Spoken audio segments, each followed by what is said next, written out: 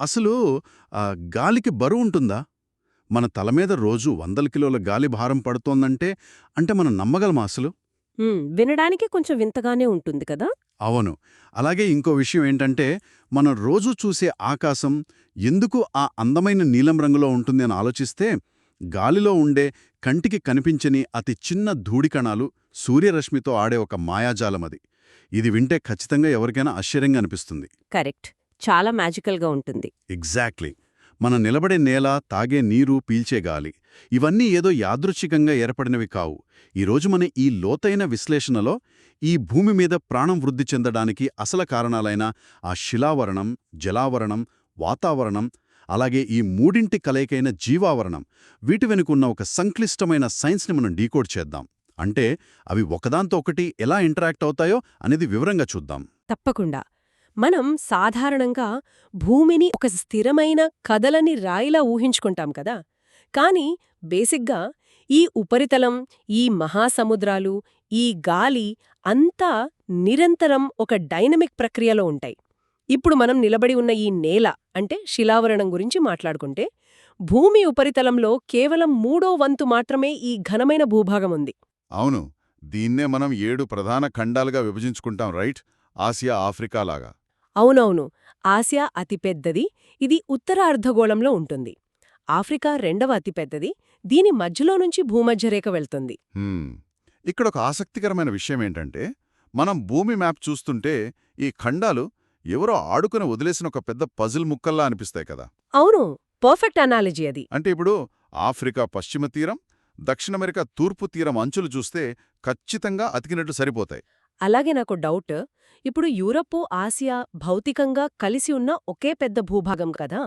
మరి వాటిని ఈ ఉరల్ పర్వతాలు ఎందుకు రెండు వేర్వేరు ముక్కలుగా విడదీస్తున్నట్లు కనిపిస్తాయి? ఆ పజిల్ పోలిక వెనుక ఉన్న అసలు భౌగోళిక సత్యమేంటంటే ప్లేట్ టెక్టానిక్స్. మీరు చెప్పినట్లు ఆ ఖండాలు నిజంగానే ఒకప్పుడు కలిసి ఉన్న పజిల్ ముక్కలే. కాలక్రమంలో అవి మెల్లగా విడిపోయి ఇప్పుడున్న స్థానాలకు చేరుకున్నాయి. ఇక యూరప్, ఆసియా విషయానికి వస్తే వాటిని కలిపి యురేషియా అని కూడా అంటారు. ఓహో, యురేషియా. అవును. మిలియన్ల సంవత్సరాల క్రితం రెండు వేర్వేరు భూభాగాలు ఒకదానికొకటి చాలా బలంగా ఢీకొనడం వల్ల ఏర్పడిన ఒక పెద్ద మచ్చలాంటిదే ఈ ఉరల్ పర్వత శ్రేణి, అలాగే ఉరల్ నది. ఆ పర్వతాలు రెండు భౌగోళిక పలకల మధ్య ఉన్న కుట్టులాంటివి అనమాట. వావ్! అంటే ఒక కుట్టులాగా వాటిని కలిపి ఉంచింది అంటారా? అంతే కదా. అందుకే అది ఆసియా, యూరప్లను భౌతికంగా, సాంస్కృతికంగా వేరు చేసే ఒక సహజ సరిహద్దుగా నిలిచిపోయింది. అలాగే ఆఫ్రికా ఖండం మధ్య గుండా భూమధ్యరేఖ వెళ్లడం వల్ల దాని వాతావరణం పూర్తిగా భిన్నంగా ఉంటుంది. ఇక ఆస్ట్రేలియా చూసుకుంటే అతి చిన్న ఖండం, దాని చుట్టూ నీరుండటం వల్ల అదొక ప్రత్యేకమైన ఐలాండ్ లాగా ఉండిపోయింది. ఐలాండ్ కాంటినెంట్ అంటారు కదా దాన్ని. మరి అంటార్క్టికా కూడా పూర్తిగా వేరుపడిపోయింది కదా. అవును. అంటార్క్టికా యూరోప్, ఆస్ట్రేలియా రెండింటికంటే పెద్దది. దక్షిణ ధ్రువం దీని మధ్యలోనే ఉంది. ఒకప్పుడు అదంతా అరణ్యాలతో నిండి ఉండేది అని విన్నాను. కాని ఇప్పుడు పూర్తిగా మంచుతో కప్పబడి మనుషులు బతకడానికి వీల్లేని ఒక ప్రదేశంగా మారిపోయింది. ఇప్పుడు నేల అనగానే అంతా ఒకేలా ఉండదు కదా. ఎత్తైన పర్వతాలుంటాయి, లేదా డక్కన్ పీఠభూమి, టిబెట్ లాంటి చదునైన ఎత్తైన ప్రదేశాలుంటాయి. ఇక్కడ ఒక పాయింట్, ఒక పర్వతం పుట్టినప్పుడు నుంచే మెల్లగా చనిపోవడం మొదలుపెడుతుంది అని చదివాను. ఇది నిజమేనా? ఎగ్జాక్ట్గా. పర్వతాలు పుడుతూనే చనిపోవడం మొదలుపెడతాయి అనడం భూగర్భశాస్త్రంలో ఒక పెద్ద సత్యం. అరే, అంటే అది ఎలా జరుగుతుంది? నదులు ఆ పర్వతాలను కోసేసి రాళ్లను, మట్టిని కిందికి తెచ్చి మైదానాలుగా మారుస్తాయా? కరెక్ట్. పర్వతాలు టెక్టోనిక్ ప్లేట్ల కదలికల వల్ల పైకి నెట్టబడితే గాలి, నీరు వాటిని వెంటనే అరగదీయడం ప్రారంభిస్తాయి. నదులు, వాటి ఉపనదులు పర్వతాల వాలుల మీదుగా కిందికి ప్రవహిస్తుందప్పుడు తమ ఉద్ధృతమైన ప్రవాహంతో రాళ్లను పగలగొట్టాయి. ఆ ఒండ్రు మట్టిని, ఇసుకను వందల కిలోమీటర్ల మేర మోసుకొచ్చి మైదాన ప్రాంతాల్లో పరుస్తాయి. అయితే మన ఉత్తర భారతదేశ మైదానాలు కూడా ఇలాగే ఏర్పడ్డాయన్నమాట. అవును. వేల సంవత్సరాల ఈ ప్రక్రియ వల్లే మనకు ఆ సారవంతమైన మైదానాలే ఏర్పడ్డాయి. అంటే భూమి అనేది ఎప్పుడూ ఒక రూపాన్ని మార్చుకుంటూ మరొక రూపాన్ని నిర్మించుకునే ఒక నిరంతర కర్మాగారం అని చెప్పొచ్చు. రైట్. అంటే ఈ పర్వతాలను కరిగించి మైదానాలుగా మార్చే ఆ బలమైన ఆయుధం బేసిగ్గా నీరన్నమాట. ఇప్పుడు మనం శిలావరణం గురించి మాట్లాడుకున్నాం. కానీ భూమి ఉపరితలాన్ని ఎక్కువగా ఆక్రమించిన జలావరణం కూడా ఉంది కదా. ఉపరితలంలో 3x2 వంతులు నీరే ఉంది. అవును, పసిఫిక్, అట్లాంటిక్, హిందూ, ఆర్కిటిక్ మహాసముద్రాలుగా ఈ జలావరణం విస్తరించి ఉంది. ఇక్కడ నేనొక అద్భుతమైన ఉదాహరణ చెప్పాలి. పసిఫిక్ సముద్రం ఎంత లోతైనదో ఊహించుకోవడానికి ఇప్పుడు భూమిపై అత్యంత ఎత్తైన శిఖరం ఎవరెస్ట్ ఎత్తు 8848 మీటర్లు కదా. కానీ పసిఫిక్ సముద్రంలోని మరియానా ట్రెంచ్ లోతు ఏకంగా 11,034 మీటర్లు. అవును, అది భూమి మీదే అత్యంత లోతైన ప్రాంతం. అంటే ఆ ఎవరెస్ట్ పర్వతాన్ని మొత్తంగా తీసుకొచ్చి ఈ మరియానా ట్రెంచ్లో పడేసినా కూడా ఆ పర్వతం పూర్తిగా మునిగిపోయి దానిపైన ఇంకా 2 కిలోమీటర్లకు పైగా నీళ్లు మిగిలే ఉంటాయన్నమాట. వింటేనే చాలా ఆశ్చర్యంగా ఉంది. నిజమే, ఆ లోతు గురించి ఆలోచిస్తే విస్మయం కలుగుతుంది. బేసిక్గా మరియానా ట్రెంచ్ అంత లోతుగా ఉండటానికి కారణం సముద్రం అడుగున ఉన్న టెక్టానిక్ ప్లేట్లు ఒకదాని కిందకి మరొకటి చొచ్చుకుపోవడమే. ఓహో. దీన్నే సైన్స్లో సబ్డక్షన్ జోన్ అంటారు. అంటే అక్కడ భూమి పైపొర తిరిగి భూమి లోపలికి లాగబడుతుంది, అందుకే అక్కడ అంత పెద్ద అగాధం ఏర్పడింది. ఇక సముద్రాలు కేవలం నీటి కుంటలు కాదు, అవి మన వాతావరణాన్ని శాసించే యంత్రాలు. ఇప్పుడు అట్లాంటిక్ మహాసముద్ర తీరరేఖ గమనిస్తే అది సాఫీగా ఉండదు. అవును, మ్యాప్లో చూస్తే అది చాలా వంకర్లు తిరిగి ఒక జిగ్జాగ్ ఆకారంలో ఉంటుంది కదా. కరెక్ట్. ఆ వంపుల వల్లే అట్లాంటిక్ సముద్ర తీరరేఖ పొడవు పసిఫిక్, హిందూ మహాసముద్రాల కంటే కూడా చాలా ఎక్కువగా ఉంటుంది. దీనివల్ల ఎక్కువ సహజ ఓడరేవులు ఏర్పడటానికి అవకాశం ఉంటుంది. రైట్, సముద్రాల ఆకారం కూడా వాటి లక్షణాలను నిర్ణయిస్తోందన్నమాట. హిందూ మహాసముద్రం విషయానికొస్తే ఇది ఒక దేశం, అంటే ఇండియా పేరు మీద ఉన్న ఏకైక సముద్రం కదా. అవును. దీనికున్న ప్రత్యేకత ఏమిటంటే ఇది ఉత్తరాన ఆసియా, తూర్పున ఆస్ట్రేలియా, పశ్చిమాన ఆఫ్రికా ఖండాలతో, అంటే 3 వైపుల భూభాగంతో లాకై ఉంటుంది. ఇక ఆర్క్టిక్ సముద్రం ఉత్తర ధ్రువం దగ్గర ఉంటుంది. ఇది బేరింగ్ జలసంధి ద్వారా పసిఫిక్తో కలుస్తుంది. అంటార్కిటికా చుట్టూ ఉన్నది సదరన్ ఓషన్. అవును, అంటార్క్టికా చుట్టూ పసిఫిక్, అట్లాంటిక్, హిందూ సముద్రాలు కలుస్తాయి. ఇదంతా వింటుంటే ఒకవైపు చూస్తే ఘనమైన నేల, ఇంకోవైపు చూస్తే లోతైన నీరు. కానీ ఈ రెండింటినీ బ్యాలెన్స్ చేస్తూ సూర్యుడి వేడిలో ఈ నీరంతా ఆవిరైపోకుండా లేదా ఈ భూమి కాలిపోకుండా ఆపి ఉంచే ఒక అదృశ్యమైన కవచం ఒకటుంది. అదే మన 3వ అంశం, వాతావరణం. ఎగ్జాక్ట్లీ. భూమి ఉపరితలం బండి దాదాపు 400 కిలోమీటర్ల పైకి వ్యాపించి ఉన్న వాయువుల పొరే ఈ వాతావరణం. మనం గాలి అంటే కేవలం ఒక ఖాళీ ప్రదేశం అనుకుంటాం కదా, కానీ ఈ గాలికి కూడా ద్రవ్యరాశి అంటే మాస్ ఉంటుంది. గాలికి మాస్ ఉంటుందా? అవును, ఆ మాస్ వల్లే భూమిపై పీడనం అంటే ప్రెషర్ ఏర్పడుతుంది. ఆ పీడనాల్లో వచ్చే తేడాల వల్లే గాలి కదులుతుంది, వాతావరణం మారుతుంది. ఇక్కడే నాకో పెద్ద సందేహం వచ్చేది. గాలికి అంత బరువు ఉంటే 100 కిలోమీటర్ల మేర ఉన్న గాలి పొర మన మీద ఎప్పుడూ అంత ఒత్తిడి తెస్తుంటే మనం ఎందుకు నలిగిపోవడం లేదు? దీని గురించి ఆలోచిస్తే మనం ఏమాత్రం ఇబ్బంది పడకుండా మనకు తెలియకుండానే ఒక అదృశ్యమైన హై ప్రెజర్ సూట్ వేసుకుని జీవిస్తున్నట్లు అనిపిస్తోంది. అంటే మన శరీరంలోని పీడనం బయటి గాలి పీడనాన్ని ప్రతిఘటిస్తోందా? వావ్, ఆ హై ప్రెషర్ సూట్ అనాలజీ చాలా పర్ఫెక్ట్గా ఉంది. బయటి వాతావరణ పీడనం ఎంత బలంగా లోపలికి నొక్కుతుందో మన శరీరంలోని అంతర్గత పీడనం అంతే బలంగా బయటికి నెడుతుంటుంది. ఈ రెండూ సమానంగా ఉండి ఒక పర్ఫెక్ట్ ఈక్విలిబ్రియంలో ఉంటాయి. అరే, అందుకే మనకు ఆ బరువు తెలీదన్నమాట. అంతేకదా. దీన్ని సింపుల్గా అర్థం చేసుకోవాలంటే సముద్రం అడుగులో ఉండే చేపల గురించి ఆలోచించాలి. అత్యంత లోతైన సముద్రంలో విపరీతమైన నీటి పీడనానికి అలవాటు పడిన ఒక చేపను ఒక్కసారిగా పైకి లాగితే ఏమవుతుంది? ప్రెషర్ తగ్గిపోతుంది కదా. అవును, బయటి నుండి దాన్ని నొక్కిపెట్టే నీటి ఒత్తిడి అకస్మాత్తుగా మాయమవ్వగానే దాని శరీరంలోని అంతర్గత పీడనం బయటికి నెట్టేసి ఆ చేప పేలిపోతుంది. మనకు వాతావరణం లేకపోతే మానవ శరీర పరిస్థితి కూడా దాదాపు అంతే. బాబోయ్, అది చాలా భయంకరమైన కానీ అద్భుతమైన సైన్స్. ఇప్పుడు ఈ వాతావరణంలో మనం పీల్చే ఆక్సిజన్ గురించే మనం ఎక్కువగా మాట్లాడుకుంటాం.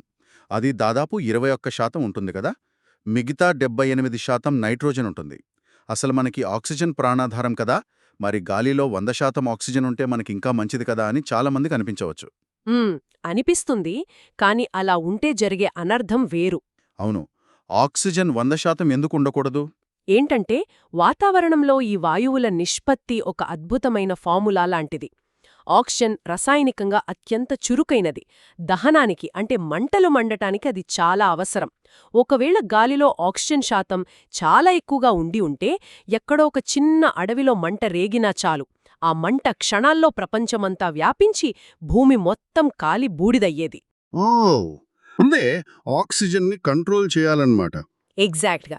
ఆ ఆక్సిజన్ చురుకుదనాన్ని, దహన తీవ్రతను తగ్గించి ఒక బఫర్లాగా పనిచేసే వాయువే నైట్రోజన్. నైట్రోజన్ అంత త్వరగా ఏ రసాయన చర్యలోనూ పాల్గొనదు. దానివల్లే దహనం నియంత్రణలో ఉంటుంది.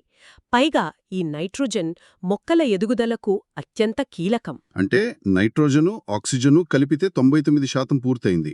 ఆ మిగిలిన 1%లో కార్బన్ డయాక్సైడు, ఓజోన్ లాంటివుంటాయి. వినడానికి ఈ వాయువులు కేవలం 0.000% ఇలా చాలా స్వల్ప మోతాదులో ఉన్నా వాటి పని మాత్రం ప్రాణసంకటమంట. అవును, అవి శాతం పరంగా తక్కువే అయినా భూమి భవిష్యత్తును శాసించేది అవే. ఇప్పుడు కార్బన్ డయాక్సైడ్ చూసుకుంటే అది 50 కిలోమీటర్ల వరకు ఉంటుంది. కేవలం 0.0036% మాత్రమే ఉంటుంది. సూర్యుడి నుండి వచ్చే వేడి భూమిని తాకి తిరిగి అంతరిక్షంలోకి వెళ్ళిపోతున్నప్పుడు ఈ కార్బన్ డయాక్సైడ్ ఒక దుప్పటిలా ఆ వేడిని గ్రహించి కొంతమేర పట్టి ఉంచుతుంది. ఇదే లేకపోతే రాత్రిపూట భూమి ఉష్ణోగ్రత -డిగ్రీలలోకి పడిపోయి మొత్తం గడ్డగట్టిపోయేది. అరే అంటే అది కూడా ముఖ్యమే అన్నమాట. మరి ఓజోన్ కథ ఏంటి? అది కూడా చాలా తక్కువే కదా ఉండేది. అవును, అది కేవలం 0.406% ఉంటుంది. కానీ ఇది భూమికి 24 నుండి 45 కిలోమీటర్ల మధ్య ఒక పొరలా ఉండి సూర్యుని నుండి వచ్చే అత్యంత ప్రమాదకరమైన అల్ట్రావైలెట్ అంటే యువి కిరణాలను గ్రహిస్తుంది. ఈ చిన్న శాతం ఓజోన్ లేకపోతే సూర్యకిరణాల ధాటికి భూమి మీద ఏ జీవీ బతకలేదు. ఒక రకంగా ఈ సూక్ష్మ వాయువులు భూమికి పెద్ద రక్షకులనమాట. అలాగే నీటి ఆవిరి కూడా 1 కిలోమీటర్ వరకే ఉంటుంది. వర్షాలకు అదే కారణం. ఈ వాతావరణంలోనే మనం ఎపిసోడ్ మొదట్లో మాట్లాడుకున్న ఇంకో మ్యాజిక్ కూడా ఉంది. అదే గాలిలోని ఆ చిన్న ధూళి కణాలు. మనం ఊడ్చేటప్పుడు ఎగిరే దుమ్ము కాదు, కంటికి కనిపించని అతి సూక్ష్మమైన పార్టికల్స్ అవి. కరెక్ట్, ఆ కింది పొరల్లో ఉండే ధూళికణాలు. సూర్యకిరణాలు కిందికి వస్తున్నప్పుడు ఈ ధూళికణాలను గుద్దుకొని చెల్లాచెదురవుతాయి గదా. దీన్నే స్కాటరింగ్ అంటారు. కాంతిలోని రంగుల్లో నీలం రంగు కిరణాలు ఎక్కువగా ఇలా స్కాటర్ అవ్వడం వల్లే మనకు ఆకాశం ఆ నీలం రంగులో కనిపిస్తుంది.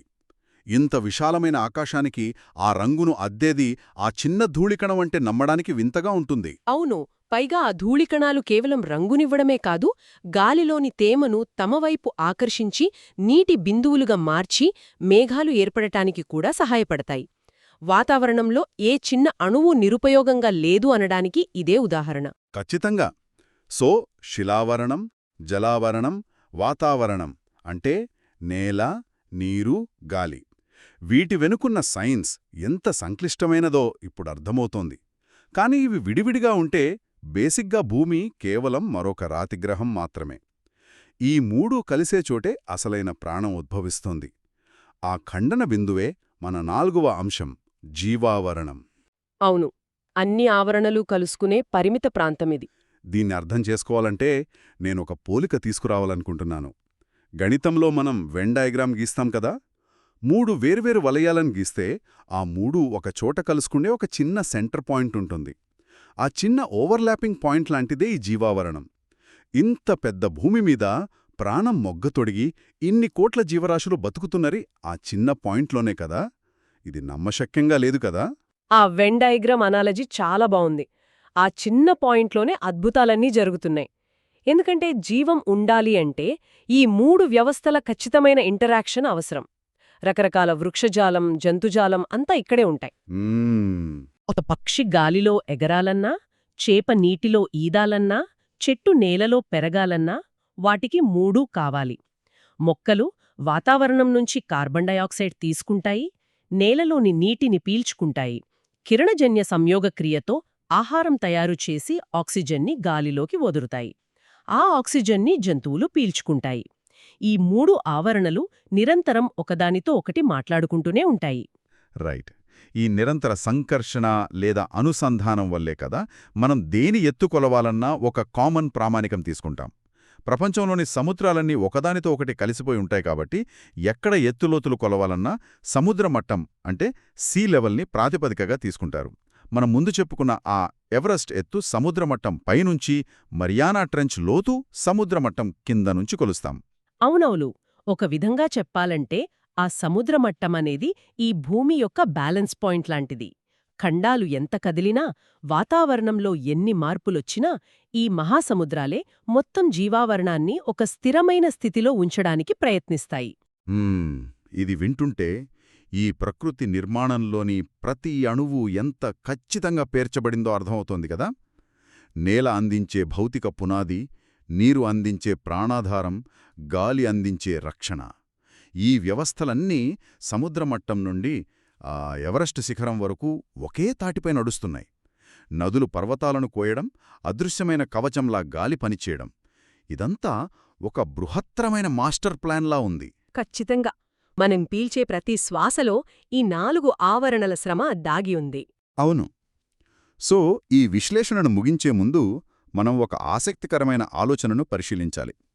ఈ ఆవరణలన్నీ నిరంతరం ఒకదానితో ఒకటి ఇంటరాక్ట్ అవుతున్నాయని తెలుసుకున్నాం కదా.